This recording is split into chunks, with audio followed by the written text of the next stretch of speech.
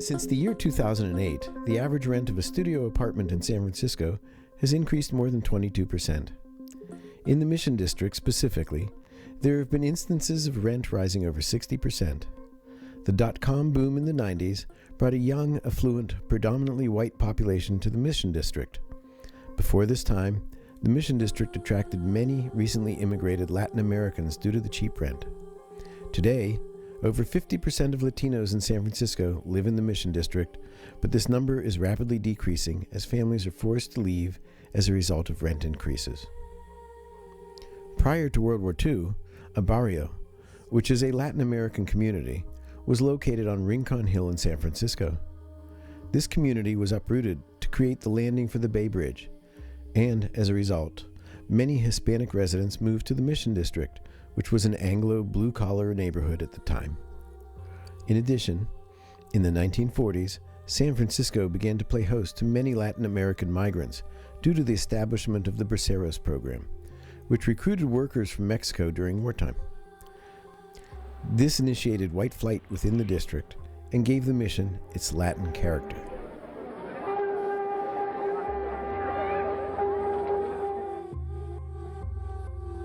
My name is Roberto Eligio Alfaro. For me in particular, it's like, you think about a place that you were raised in and you were born and raised there, and you lived there your whole life, and you can't afford to live there because you're basically priced out of the market, because there's no way you can live in a place like that. And so, a place that you've called your home, you've gone to school there, you were born in the hospital, in the neighborhood, like that's my life. Now, if I wanted to live there, there's no way that I could ever live there, because in fact, the home that my family lives in now is over $2 million. There's no way that any of my family could ever afford $2 million to live in a home like that. So,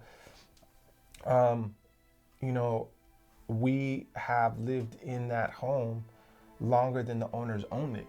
So, we're getting evicted from the house. So it's kind of crazy to me.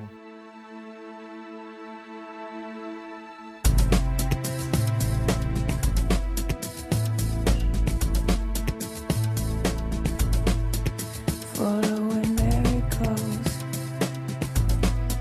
curious the things she knows. Says if I change my stride, then I'll fly. But nothing's changed.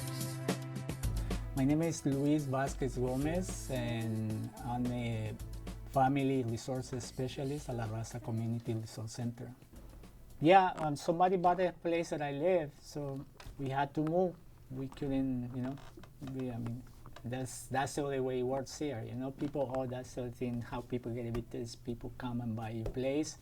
They say they're gonna move in, and they are the owners. But you feel like, oh my God, how can these people have more money than I do? What I can buy this place, or you start making all these things in your head, and it is hard, because you just the feeling that there's nothing you can do. There's more money and people that have more money than you, and that's it.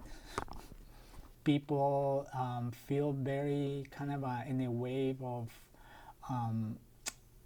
they're coming from Latin America, where they're being kind of kicked out. Because of the economic policies, politics, and violence, whatever you're going to call it. But then they come here, they feel safe, and then now is the new wave, they're being kicked out again. So there's a lot of people that I start moving into other very crowded situations where 5-4 families live in a 2-bedroom house, which I've seen. Even the kitchen is with beds. It's amazing what you can see in the mission. It's insane to me to for someone to live in a small room, probably about the size of this one, a little bit bigger, $2,000. And so, you got 1 or 2 families living in those, and so they're moving to like the Tenderloin and other places in the city just to survive.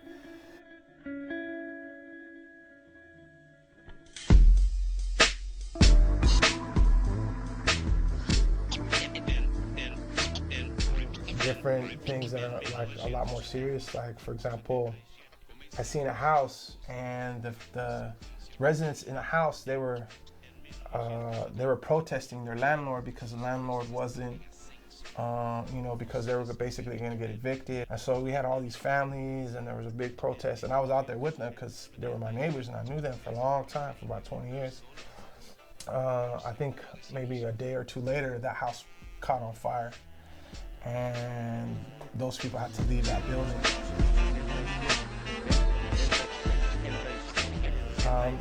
There was no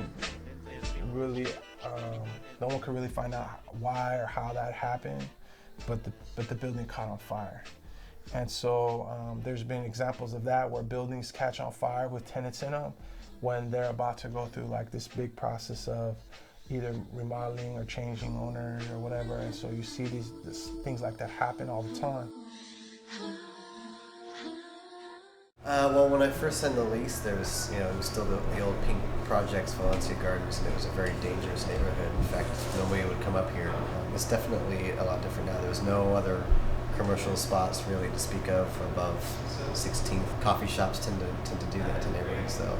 In fact, the city actually pitches it to me all the time to go to new neighborhoods, and they'll pay for it if I'll put a coffee shop there, because it's like the flagship for that kind of stuff. And you call it progress, and call it like uplifting a neighborhood, some of us call it gentrification.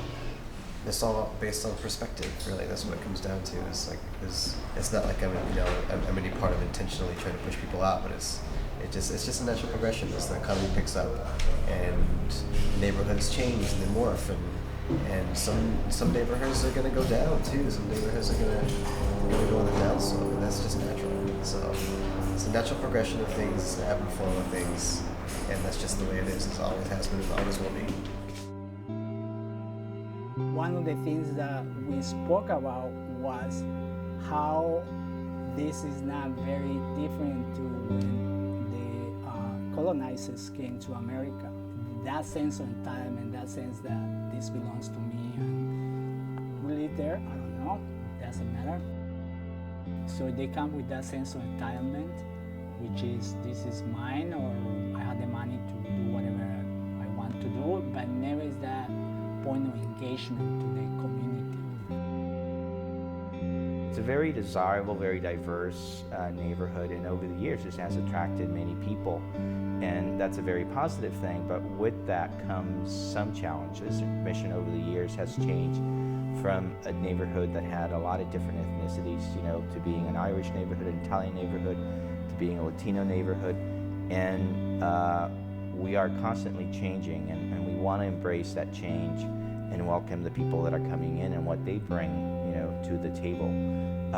But we also need to be mindful of the fact that you can't just do that without making sure that this economic prosperity that is clearly happening in the mission is not just being shared by a group of people, but that it actually flows to the rest of the residents. That's always the challenge. And the thing about the mission is that if there is a constant in the mission, it's change.